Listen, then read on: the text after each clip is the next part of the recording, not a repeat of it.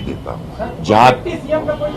तो झारखंड में नतीजे आने के बाद अब ज्वाइंट पीसी इत्तेहाद की चल रही, जेएमएम इत्तेहाद, जिसमें जेएमएम और खुद कांग्रेस और आरजेडी ये तीन पार्टियां थी और इसने शानदार जीत दर्ज की है। 47 सीटों पर एक तरह से जीत दर्ज की और अक्सरियत फुल मेजॉरिटी एक तरह से जेएमएम इत्तेहाद को मिली है। किसी तरह की कोई परेशानी नहीं होगी इस इत्तेहाद को, जिस पर यह ज्वाइंट पीसी चल रही थी। लेकिन कई तरह के सवाल उठ रहे हैं। सबसे पहला सवाल तो यही उठ रहा है, जिस तरह से बीजेपी झारखंड में कौमी इश्यूज पर जो कौमी मसले हैं, जो नेशनल इश्यूज हैं, उन पर एक तरह से चुनाव लड़ रही थी। कहीं ना कहीं झारखंड के लोगों ने वो एक तरह से नकार दिए, या यूं कहा जाए कि मोदी सरकार का जो कामकाज है वो झारखंड की आवाम ने एक तरह से नकार दिया। और यह भी कहा जा सकता है कि लोगों ने झारखंड में जिस तरह से वोट किया वो कहीं ना कहीं इलाकाई जो इश्यूज थे, जो मसले थे, उन्हीं पर एक तरह से वोट किया है। बीजेपी के लिए इस शिकस्त को एक बड़ा झटका तस्वुर किया जा रहा है, जिसी पर हम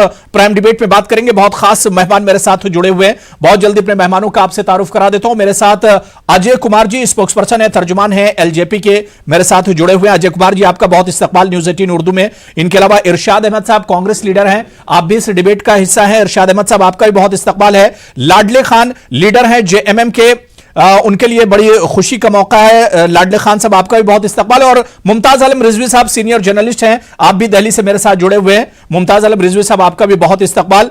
मैं सबसे पहले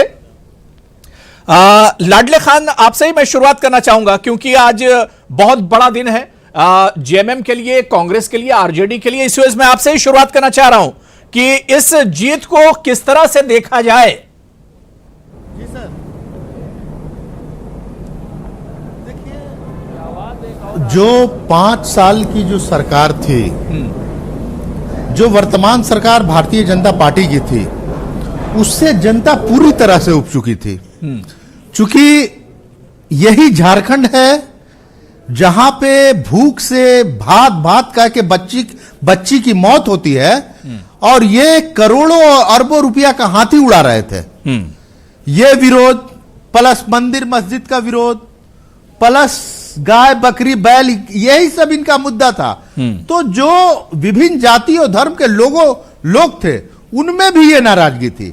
और ये नाराजगी इस बार चुनाव में जनता ने माइंडेड दे करके साबित कर दिया कि अब ये सब नारे से सरकार नहीं चलती। सरकार चाहती है कि हमारे झारखंड का विकास हो, झारखंड अग्रणी प्रदेशों में इनकी गिनती हो, और उसी को देखते हुए झारखंड ने पूर्ण बहुमत दिया है। हेमंत सोरेन के सामने बड़ा चैलेंज होगा, और झारखंड हेमंत सोरेन के सामने बड़ा चैलेंज होगा। जो हालत इस वक्त रियासत की है, स्टेट की है, उसमें हेमंत सोरेन के सामने चैलेंजेस भी होंगे, उनका इम्तिहान भी होगा।